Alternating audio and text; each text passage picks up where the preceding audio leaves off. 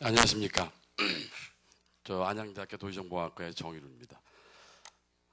근데 제가 좀 죄송스러울 것 같은 게 어제 오늘 많은 그 국내외 전문가들께서 아주 그 흥미롭고 아주 그 재미난 그러한 그 프레젠테이션을 해주셨는데 제 거는 자칫 좀 너무 딱딱하고 지루한 그런 그 프레젠테이션이 되지 않을까 해서 상당히 좀 죄송스러운 마음이 듭니다. 하지만 그렇다고 제가 무슨 이게 공공사이드에 있는 사람은 아닙니다만 어쨌든 뉴타운을 아까도 상당히 많이들 말씀하셨어요. 이 전 세션에서 우리 박 선생님이나 뭐 이렇게 도 선생님을 말씀하시는데 뉴타운에 지금 만한 그 뉴타운에 대해서도 이제 말씀을 하셨고 재개발 그 다음에 이제 신도시에 대해서 이제 말씀하셨습니다.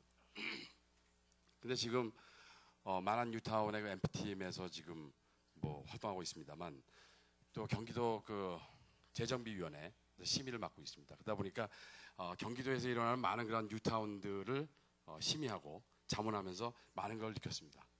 그래서 오늘 이 시간이 조금은 그 뉴타운에 대한 그런 그 어떤 오해랄까 그런 거를 조금은 좀 해소할 수 있는 시간이 되면 좋지 않을까라는 제 바람입니다. 제가 지금 이게 33쪽입니다. 근데 저한테 주어진 시간이 제가 알기로 한 30분 주어진 걸로 아는데요.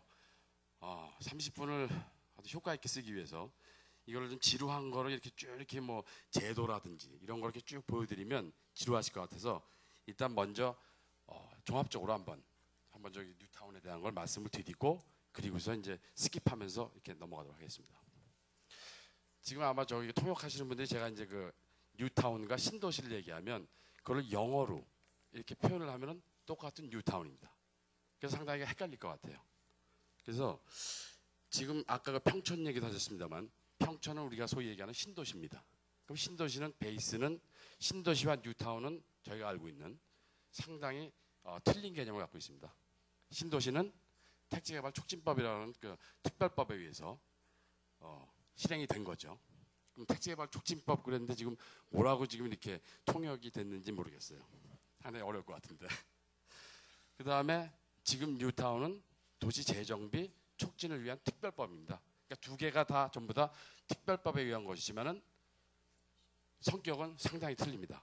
그러니까 약간의 오해가 있는 것은 뉴타운도 지금 하는 기성시가지 재정비를 위한 뉴타운도 굉장히 관주도적인 그러한 그 어떤 그 계획이 아니냐라고 말씀하시는데 글쎄요. 그렇게 저희가 어디다가 잣대를 대야 될지 모르겠습니다만 사실은 관주도라고도 볼 수 있지만 지금까지 저희가 이렇게 행해왔던 그러한 저희의 그런 어떤 이 주택이라든지 여러 가지 그러한 걸 봤을 때는 그래도 관주도보다는 좀 덜 관주도고 민간 주도로 갈 수 있는 그런 하나의 장치를 갖고 있지 않느냐라는 생각을 합니다.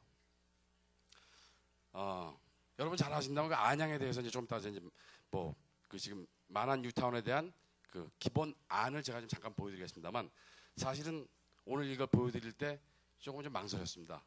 왜냐하면은 약간의 그 대비적인 성격이 있기 때문에 보여드리기가 좀 그랬는데 다행히 오늘 17일 날 오늘이 마지막 주민설명회가 뉴타운 주민설명회가 있는 날이기 때문에 여러분들이 어차피 다 아시니까 오늘 보여드리도록 하겠습니다. 근데 여러분 잘 아시는 안양은 굉장히 조그맣습니다. 면적이. 그리고 잘 아시는 대로 안양이 갖고 있는 안양시의 도시계획의 가장 최상위 계획은 도시기본계획입니다. 그래서 2020, 20년을 목표로 하는 장기계획입니다. 근데 안양 도시기본계획의 목표 인구가 얼마입니까? 2020년에 70만입니다. 근데 지금 안양 인구는 얼마냐? 64만이 채 안 됩니다. 그러면 64만이 채 안 되는데 그럼 70만을 목표로 해서 우리가 70만을 채울 수 있느냐?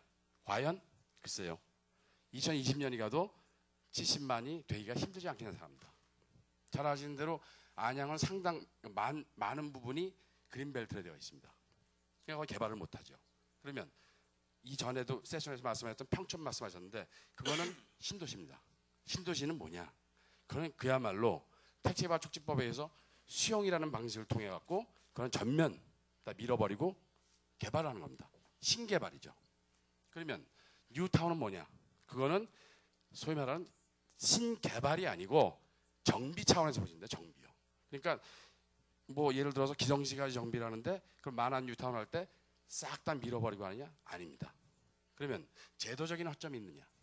여러분 항상 저희는 얘기를 할 때 제도에 대해서 상당히 우리는 불만을 많이 얘기합니다. 근데 자세히 들여다보시면요, 제도를 잘 활용하면 사실은 제도가 이렇게 잘못된 건 아닙니다. 제 판단에는. 근데 그거를 어떻게 활용하느냐, 그게 더 중요하다고 생각합니다. 경기도에 31개 시군이 있습니다. 근데 여러 군데를 가보지만 도시마다, 시마다 공무원들의 성향이 틀립니다. 자, 제도가 있는데 뭐라고 쓰여있냐? 이거를 이렇게 해야만 한다라고 쓰여있지는 않습니다. 뭐뭐 하도록 한다. 그러면 꼭 이렇게 해야 된다, 안 해야 된다는 아닌데 그거를 운영하는 공무원이나 그러한 사람들이 어떻게 운영하느냐에 따라서 상당히 이렇게 할 수 있고 저렇게 할 수 있다는 얘기죠. 그러니까 저희가 제도를 어떻게 활용할 수 있도록 교육을 시키고 선도해 나가느냐, 그게 중요하다고 생각합니다. 그래서 아까 그 문화라는 것도 말씀하시고 했는데 이 뉴타운의 가장 중요한 점 중에 하나 또 뭐냐면 소위 말하는 아이덴티티를 살리는 겁니다. 아까 말씀하신 안양이 갖고 있는 역사, 문화가 뭐냐? 그러면 그거를 뉴타운을 만들 때 과연 어떻게 두드러지게 만들 수 있겠냐 하는 것을 굉장히 고민하고 있습니다. 그리고 그랬을 때에 인센티브를 줄 수 있습니다. 좀 이따가 MP 제도를 말씀드리겠습니다만 그 MP는 용적률이라고 그러죠. 그러니까 결국 사업성하고 연결이 되는데 용적률에 대한 인센티브를 줄 수 있는 권한을 가지고 있습니다. 근데 그게 예를 들어서 상당한 건 아니지만은 최소한 5%, 뭐 10% 인센티브를 줄 수 있죠. 자, 그러면 뉴타운 사업이란 말씀드리겠습니다. 그러면 그 전에 뉴타운 사업이라는 것이 특별법으로 제정되기 이전에 그러면 그 전엔 그렇게 뭐 기성시간을 정비할 수 있는 방법이 없었냐? 있었습니다. 이따가 이제 비교를 해드리겠는데 있었습니다. 재개발, 재건축 많이 있었죠.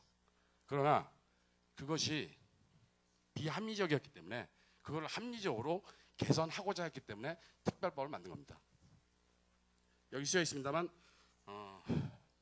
서울시에 한정되었던 뉴타운 사업이 2005년 12월 30일 날 도시재정비 촉진위원 특별법으로 제정되면서 법적인 지원을 받는 그런 위상이 생겨났습니다.